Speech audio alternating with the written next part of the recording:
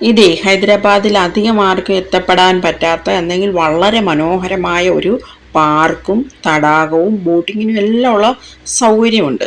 ഇതിൻ്റെ മുകളിൽ കൂടിയുള്ള ദുർഗംകരി ചെരുവ് കേബിൾ ബ്രിഡ്ജ് വളരെ പ്രസിദ്ധമാണ്. പക്ഷേ ഇതിൻ്റെ അടിയിൽ ഇങ്ങനെ ഒരു പാർക്കുണ്ടെന്ന് നമ്മളും ഈ അടുത്തിടയ്ക്കാണ് മനസ്സിലാക്കിയത്.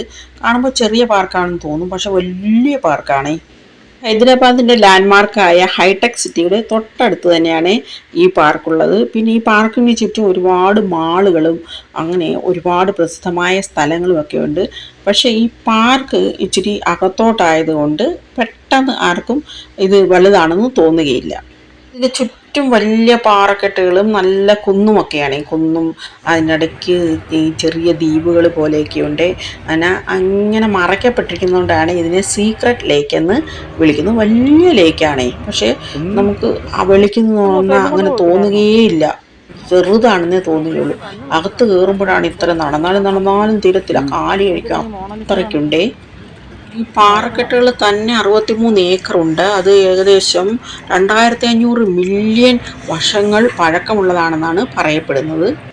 ഈ പാർക്കിൽ ഒരുപാട് പ്രതിമകളുണ്ട്. ഫൗണ്ടൻ, നല്ല മ്യൂസിക് ഫൗണ്ടൻ ഉണ്ട്. അതുപോലെയാണെങ്കിൽ ബോട്ടിങ് നല്ല ഒത്തിരി സ്ഥലം ബോട്ടിങ്ങിനായിട്ട് ഉണ്ട്. നല്ല വൃത്തിയായിട്ട് അറേഞ്ച് ചെയ്ത ഗാർഡനുമുണ്ട്. എല്ലാം കൊണ്ട് നല്ല രസമാണ്. ലൈറ്റിങ് എല്ലാമായിട്ട് നല്ല രസമാണ് കാണാൻ. പിന്നെ നമുക്കൊരു കടൽ തീരത്ത് ചെന്ന ഒരു അനുഭവം ഉണ്ടാകും ചിലയിടങ്ങളിൽ ചെല്ലുമ്പോഴാണെങ്കിൽ ഒരു നദിക്കരയിൽ ചെല്ലുന്ന അനുഭവം ഉണ്ടാകും. ഇങ്ങനെ ദാണ്ട് ഇത് ബർത്ത്ഡേ പാർട്ടിക്കൊക്കെ ആയിട്ട് ഒരുക്കിയിട്ടിരിക്കുന്ന ബോട്ടുകളാണ് ഇത്. അല്ലാതെ നശിച്ചു പോയ ബോട്ടാണ്. യഥാർത്ഥത്തിൽ ഈ പാർക്കിനകത്ത് എപ്പോഴും നല്ല തിരക്കാണ്. അതുപോലെയാണെങ്കിൽ ഇവിടെ ഇങ്ങനെ ചെസ് ബോർഡുണ്ട്, വലിയ ഇങ്ങനെ കോൺക്രീറ്റ് കൊണ്ട് പണിഞ്ഞ ചെസ് ബോർഡുണ്ട്. അവിടെ ചെസ് കളിക്കാനൊക്കെയുള്ള സൗകര്യം, ഇങ്ങനെ നമ്മൾ ആൾക്കാർ തന്നെ നിന്ന് ചെസ് കളിക്കാനുള്ള സൗകര്യമുണ്ട്.